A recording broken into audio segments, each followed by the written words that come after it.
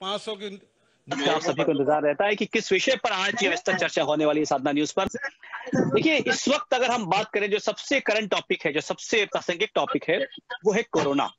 लेकिन कोरोना के जो दुष्प्रभाव हैं, वो अगर तीसरी लहर की हम बात करें तो आम आदमी पर संक्रमण के तौर पर तो दिखाई दे रहे हैं, लेकिन वो ज्यादा घातक नहीं है। घर पर ही रहकर ठीक हो रहा है।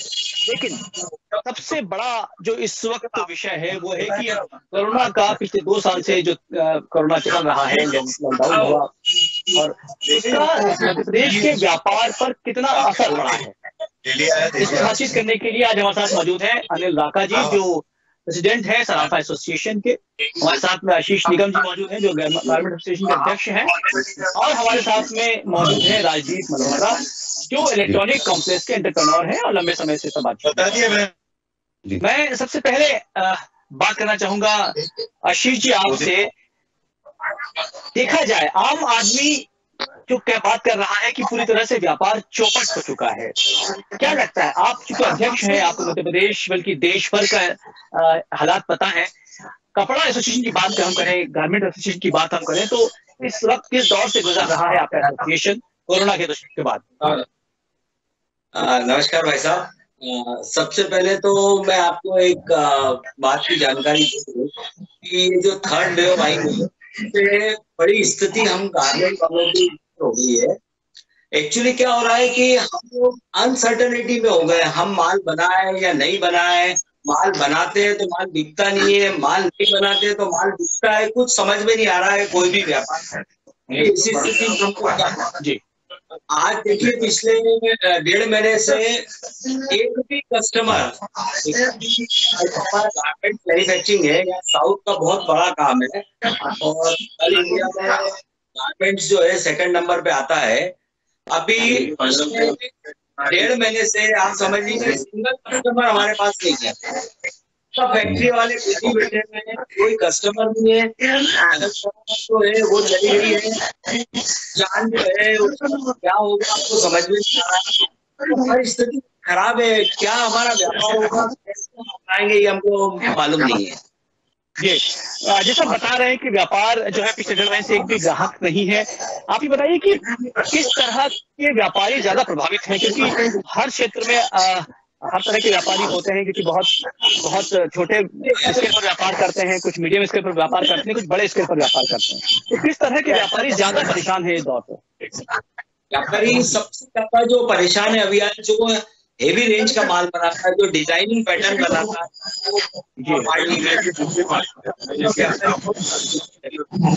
और अभी अगर यही स्थिति रही महीने 2 महीने में, तो आप ये समझ लीजिए कि कम से कम 20 से 25% फैक्ट्रियां इंदौर में फैक्ट्रियां बंद हो जाएंगी, आप कह रहे हैं? क्या अगर यही स्थिति रही और अगर तो 25% फैक्ट्रियां बंद हो जाएंगी। तो ये आप कपड़ा व्यापार की बात कर रहे हैं। चलिए बात कर लेते हैं हम अनिल राका जी से। अनिल जी, सोने पर तो काफी, क्योंकि बिक्री काफी हुई है। अनिल जी, मेरी आवाज मिल पा रही है आपको? हाँ, आपकी आवाज आ रही है, बोलिए। अनिल जी, क्या सोना व्यापार किस तरह से प्रभावित हुआ है? क्योंकि ऐसा कहा जा रहा है कि सारे व्यापार प्रभावित हुए, लेकिन सोना व्यापार जो है वो फल फूल रहा है। क्या ये सच है? क्योंकि आप तो प्रेसिडेंट हैं, आप तो हकीकत जानते हैं। जी, निश्चित रूप से जो आप बात बोल रहे हैं मैं उसका समर्थन करता हूँ कि चांदी सोने का जो व्यापार है उसके प्रति लोगों का रुझान बढ़ा है। और जो कोविड के बाद, एक नोटबंदी के बाद और कोविड के बाद लोगों का मानस कुछ ऐसा हुआ है कि आज ही जीवन जी लो। वो हमें पहले पैसा जोड़ कर रखते थे या सेविंग करते थे, और लोगों को अब लग रहा है कि जीवन का कोई भरोसा नहीं है। इस कारण से लोगों का रुझान सोने चांदी के प्रति बढ़ा है, लोगों का रुझान फॉरेन ट्रेवलिंग के प्रति बढ़ा है, लोगों का रुझान बड़ी गाड़ियों के प्रति बढ़ा है। इसलिए सोना चांदी बाजार में इतना ज्यादा इम्पैक्ट नहीं है। हाँ, थोड़ा सा इम्पैक्ट जब आएगा जैसे लॉकडाउन लगे, अभी तो ऐसा कोई इम्पैक्ट हमें दूर तक नजर नहीं है, क्योंकि अब तो कोई स्थिति बनती दिखाई नहीं दे रही है। लेकिन अनिल जी, एक बात आपसे पूछना चाहेंगे, एक बड़ी चूंकि विरोधाभासीपूर्ण बात है, क्योंकि लॉकडाउन के दरमियान कई लोग परेशान रहे, कई लोगों का जो है वो रोजगार चला गया, आर्थिक रूप से बहुत नुकसान हुआ। एक बड़ा वर्ग, मीडियम वर्ग है जो बहुत परेशान रहा। बावजूद उसके सोना चांदी व्यापार बढ़ रहा है, गाड़ियां हो रही है, तो क्या लगता है आपको जो उच्च वर्ग है, जो एलिट क्लास है, जो रिच क्लास है, क्या वो ये खर्च कर रहा है या मिडिल क्लास भी आगे आगे खर्च कर रहा है? मिडिल क्लास भी आके खर्च कर रहा है, क्योंकि अपने बच्चे होते हैं, उनकी शादियां करना रहती, तो जीवन में 2-3 बच्चों की शादियां करना रहती है, तो लोगों का लक्ष्य होता है और ये उनका टारगेट होता है, उसके लिए वो सेविंग पहले से करके रखता है। यदि नहीं भी होता है तो जमाना ऐसा चल रहा है कि कर्जा लेकर के भी उसको शादी करना है। पर चूंकि लॉकडाउन के दौरान या लॉकडाउन के बाद भी लोगों का बड़ी शादियों से, बड़ा खर्चा करने से मुंह हट गया है। 200-300 लोगों की शादी होती है, तो वो बजाय उसमें इंफ्रास्ट्रक्चर पे खर्चा करने के अपनी बेटी को या अपने बहू को ज्वेलरी देने में ज्यादा इंटरेस्टेड रहता है, इसलिए सोने चांदी का बाजार मीडियम क्लास के कारण भी चल रहा है। बहुत अच्छी बात की आपने, सामाजिक मनोविज्ञान जो है वो उसकी बात कर रहे हैं।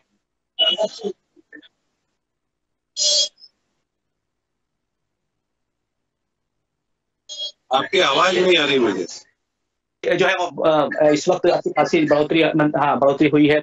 इस वक्त हमारे साथ में राज मल्होत्रा मौजूद है। राज मल्होत्रा, आप जो कि इलेक्ट्रॉनिक्स में डील करते हैं, आप लंबे समय से व्यापार कर रहे हैं इलेक्ट्रॉनिक्स का व्यापार इस वक्त क्या कह रहा है कोरोना के बाद? सबसे पहले तो मैं नमस्कार करना चाहूंगा सभी दर्शकों को साधना न्यूज के। पंकज जी, मैं इसमें ये कहना चाहूंगा कि इस वक्त अगर हम प्रैक्टिकल बात करें तो इलेक्ट्रिकल्स का जो सेक्टर है वो बहुत इस वक्त बुरे दौर से चल रहा है। लगभग ग्राहक इस वक्त बाजार में नहीं है और इसकी बहुत बड़ी वजह हम सिर्फ कोरोना को नहीं कह सकते।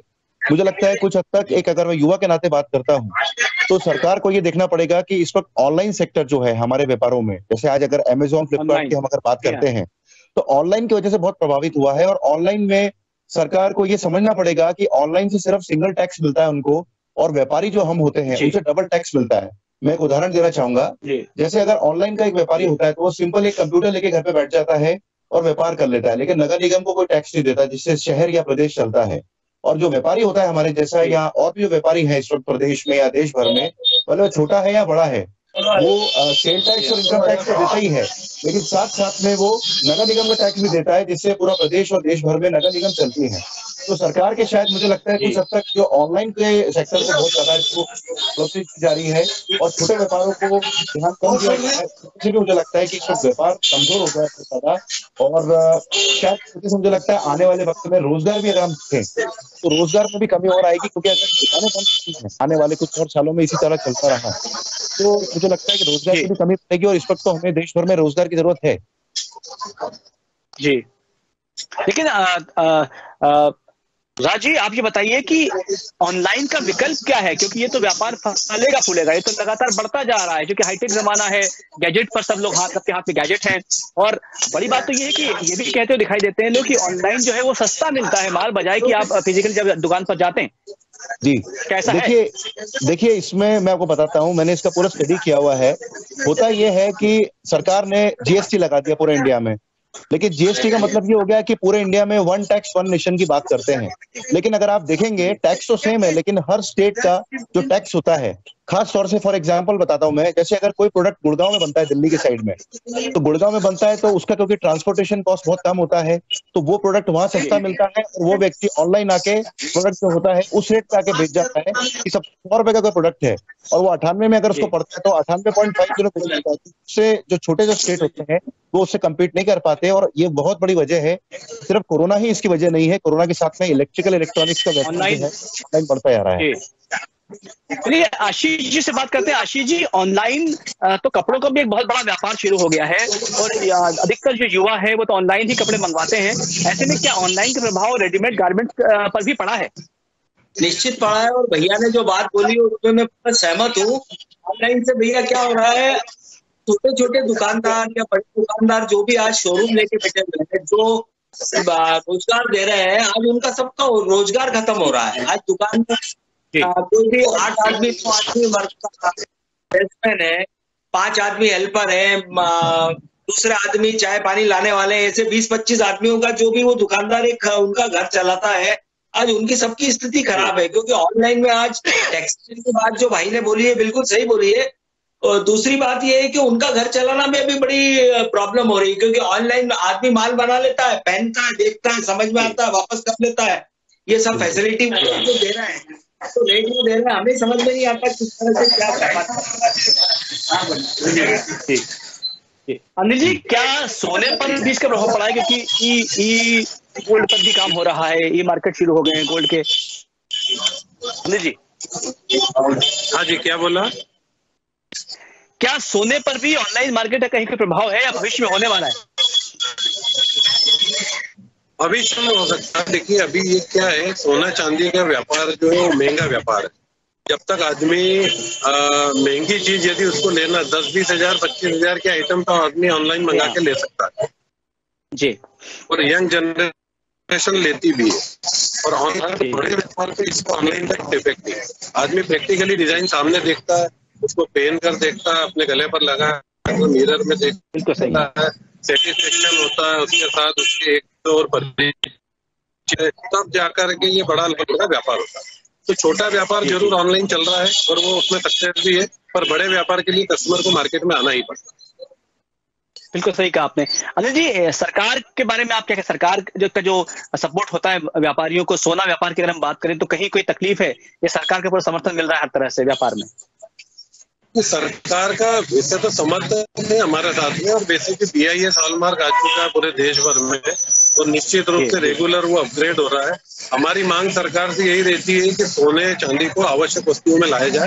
आदमी के दुख के समय का साथी है ये, और जिस तरह से खाद्य सामग्री या दवाइयाँ आदमी को जरूरत की चीजें हैं, वैसे ही चांदी सोना उसके बुरे समय में उसका साथ देता है। तो उस पर से GST कम किया जाए, 3% की जगह 1% किया जाए।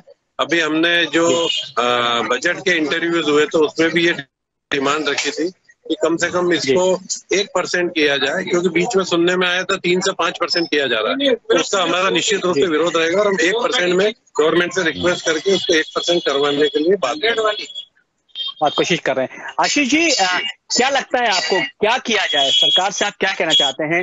कैसे रेडीमेड जो गारमेंट से जो बिगड़ रहा है व्यापार, उसको कैसे सुधारा जाए? क्या किया जाए कि व्यापार जो है फिर से अपग्रेड हो जाए? भाई, सरकार को सबसे पहले तो सरकार को, हम ये लघु उद्योग वाले हैं, हम सबसे अच्छी बात आपको एक बताता हूँ, हम लोग जो शिक्षित नहीं है लोग, उन लोगों को हम लोग रोजगार देते हैं। आज गारमेंट इंडस्ट्री ऐसी है जो कि अशिक्षित लोग हैं, उनको हम रोजगार देते हैं। आज इंदौर से 150 किलोमीटर तक कोई भी ग्रामीण क्षेत्र में आप जाएंगे तो हमारे गारमेंट्स का माल उनका परिवार बनाता है। 150 किलोमीटर के इर्द-गिर्द में जो भी गांव है वहां पे हमारा माल बनता है। सरकार को हमको फैसिलिटी देना चाहिए। इसमें हमको जो है टैक्सेशन में, अभी आपने देखा ही, हमने बहुत लड़ाई लड़ी है, सरकार ने हमारी बात मानी है, 5% करा है सरकार, जो 12% GST कर रही थी। बाकी अभी अप्रैल तक की हमको सहूलत दी गई है। बाकी हमारी सरकार से यही रिक्वेस्ट है कि हमको 5 की बजाय 3 करें, जिसमें हमारा व्यापार और अच्छा चले। बिल्कुल अच्छी बात कही आपने। राज मल्होत्रा, आप कुछ कहना चाहते हैं? क्या तरीका हो कि जो आप कह रहे हैं कि कुछ समय के बाद में व्यापार खत्म होने के कगार पर आ जाएगा, तो ऐसा क्या किया जाए कि व्यापार बना रहे? देखिए, इसका मैं आपको एक उदाहरण के तौर पे समझाता हूं। मैं क्या था, GST के पहले वैट एक्ट थी, तो वैट में क्या होता था, फॉर्म 49 और फॉर्म 50 होता था, तो हर सेलर या हर व्यापारी आके ऑनलाइन नहीं बेच पाता था, क्योंकि उसमें इम्प्लीकेशंस और कुछ प्रॉब्लम्स थी कि उसमें उनको रजिस्ट्रेशन करनी पड़ती थी, या एक डर था कि भाई हम ऑनलाइन कैसे करें। अब क्या हो गया GST पूरे देश भर में, तो GST में तो कोई आदमी कहीं भी बेच सकता है। और होता ये कि एक छोटा व्यापारी भी आके आज सिंपल अपना रजिस्ट्रेशन करवाता है, भले कंपोजिशन में हो या रिटेल में हो या रेगुलर में, और अपना आदमी बेचना शुरू कर देता है। तो मुझे लगता है बीच में एक बार सरकार ने कुछ 2% या 3% टैक्स लगाने का नियम कुछ सोचा था, और उसके लिए पेपर में और न्यूज में भी आया था कि कुछ सरकार उस पर विचार कर रही है। तो अगर ऑनलाइन पर कुछ 2% या 3% कुछ अगर सरकार टैक्स लगा देती है, तो मुझे लगता है वो ग्राहक फिर ऑनलाइन खरीदने की जगह बाजार में आना लग जाएगा। और अगर देखिए, बाजार चलेगा तभी सभी का भला है, बाजार ही नहीं चलेगा और सिर्फ ऑनलाइन ही होगा तो वैसे ही बाजार खाली है। और मुझे लगता है कि एक व्यापारी के लिए या एक इंसान के लिए ठीक नहीं है कि व्यापार के वक्त में सब चीजें खाली पड़ी रहें। मुझे उम्मीद है मेरे साथ और जो आज मेहमान आए सहमत हैं इस बात से।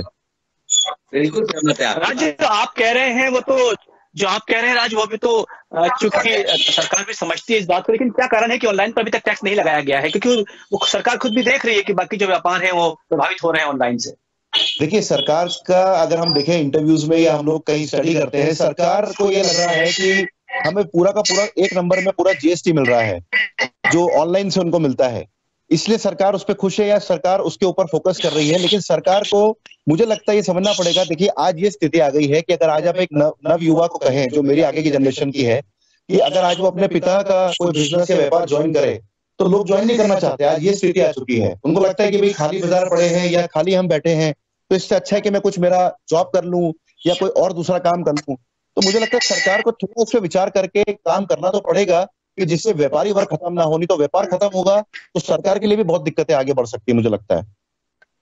जी बिल्कुल सर, चलिए समय चूंकि कम है अनिल जी, बहुत संक्षेप में बात करना चाहूंगा आपसे कि इस वक्त जब कोरोना के पेशेंट बढ़ते जा रहे हैं और ये कहा जा रहा है कि लगभग 2-3 दिन के बाद में पीक आने वाला है, ऐसे में आप व्यापारी जो सराफा व्यापारी एसोसिएशन है वो किस ढंग से सुरक्षात्मक कदम उठा रहा है? देखिए सारे बाजार में हमारे कस्टमर को प्रवेश में दिया जाए। यदि मास्क नहीं है तो अपनी तरफ से मास्क प्रदान किए जाए, सैनिटाइजर की पूरी व्यवस्था की जाए। बाजार में भीड़ भाड़ हम लगने नहीं देते। रात्रिकालीन चौपाटी को भी हमने कंट्रोल किया है, तो 8:30 बजे बाद उसका समय रखा है। तो बाजार में ग्राहक आके टेंशन फ्री, एकदम हेजल फ्री शॉपिंग कर सकता है। और एक बात मैं बोलना चाहूंगा जो राज भाई ने बोली, निश्चित रूप से ऑनलाइन पर टैक्स लगना चाहिए। यदि व्यापारी अपना इंफ्रास्ट्रक्चर लाखों रुपए लगाकर दुकान लगाता, सजाता, स्टाफ रखता, एक व्यक्ति से गोडाउन से ऑनलाइन बेचकर बिना टैक्स के ज्यादा प्रॉफिट कमाता है, तो उस पर भी कंट्रोल लगना चाहिए, ताकि ये जो पुरातन व्यापार है, जो बिजनेस है या बाजार है, ये खत्म नहीं होना चाहिए। इस पर सरकार को विशेष ध्यान देना चाहिए। बिल्कुल। चलिए आशीष जी, अनिल जी, राजीव जी, आप हमसे जुड़े, बहुत बहुत शुक्रिया। और खास बात ये थी कि इस बहस के बाद में एक बात सामने आई है कि व्यापार तो चूंकि सोना व्यापार को छोड़ दिया जाए, कारों को छोड़ दिया जाए, बड़ी गाड़ियों को छोड़ दिया जाए, तो बाकी व्यापार प्रभावित हुए हैं कोरोना से। और ऑनलाइन जो है उससे भी एक बड़ा डैमेज व्यापार को हो रहा है। बहरहाल ऑनलाइन पर टैक्स क्यों नहीं लगाया जा रहा है ये सरकार का विषय, लेकिन इतना तय है कि ऑनलाइन इस वक्त लोगों को बड़ा सहज लगता है, घर बैठे उन चीजें मिल जाती हैं, कम पैसे मिल जाती हैं, इसलिए वो लोग व्यापार के लिए बाजार की तरफ रुख नहीं करते हैं। बहरहाल हम लगातार इस तरह की बहस आप तक पहुंचाते रहेंगे। आप देखते रहिए साधना न्यूज मध्य प्रदेश। धन्यवाद।